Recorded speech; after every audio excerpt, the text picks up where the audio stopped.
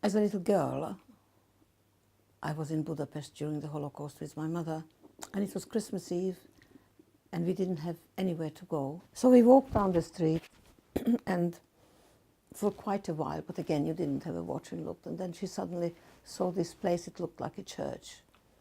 So we thought, well, it must be a church, let's have a go. Let's see, surely a church is not going to be able to shut the doors on us. And again, we walked up to this big door, knock, knock, knock, knock. We waited for ages until a little nun, all dressed all in white, came to the door, and she said, "We seek sanctuary. May we please come in? It is Christmas Eve. We have nowhere to go, and we are so cold. And you being a nunnery, surely you could find it in your heart that just to let us in." So she stood there and she looked very embarrassed. She said, "Well, we are not a nunnery anymore," she says. "This is a military hospital for the high-ranking SS officers. If I let you in, it will be more dangerous than being out." But then again, she says, "I'm a Christian. I can't turn you away either." So she opened the door, we sneaked in, it was very late already. And we went up some stairs, I don't know how far, and we ended up in this loft. She said, "The best I can do is go into that corner there and I will bring you up something warm and something to eat." Well, it felt like being central heated just to get off the streets. So we went into this corner, and in no time, the little white nun came up. She brought us blankets and pillows, and in her apron, she had pieces of bread, chicken legs, anything that she could just get out of the kitchen. She brought it all up, and she gave it to us, and oh, it was just a wonderful feeling. Suddenly, you could hear the sirens, and the sirens came louder and louder and louder, and you could hear this roaring of the airplanes. It was like, you know, like a tiger roaring. And usually they sort of went over, and suddenly the little nun rushed up, came to us, and of course they carpet bombing everything around.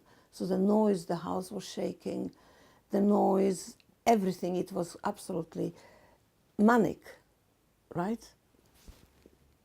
So she came down, she said, "Look, I'm so sorry." She says, "I can't leave you up here.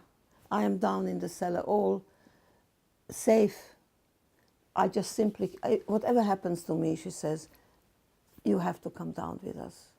Mother and I were, without even saying anything, and we were all in a corner of the eaves, in one of the parts of the loft. And she sat with us, and we huddled together, and we hugged, and before she finished even the suggestion, we were just going to go with her, there was a God Almighty bang, and the house was directly hit with a bomb. And as we wanted to go out in the same way as we came in, we couldn't, because the bomb slit the house in quarter. It quartered it like that. So we were in the apex hanging, and the other part was bombed. So everybody who was in the cellar, all those high-ranking Nazi wounded people, 90% of them has died. That was 3 of us, and maybe some more people, were stuck. There was fire around us, black smoke. We were just stuck in that corner there. But yet again, it was just a miracle that much further it could have been us. Eventually we heard the fire brigade coming, and she went to the window and took her apron off and waved it, you know, like to show them SOS, we are here. And eventually they came up, and as soon as we were down, we just hugged each other, and we just said thank you to her. And we had to disappear in the crowd, because once we are down, there would be questions asked.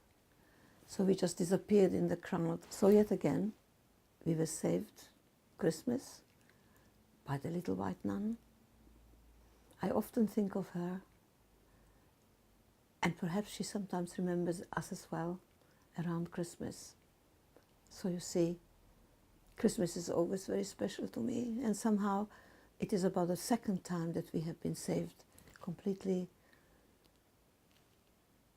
as a miracle, if you like.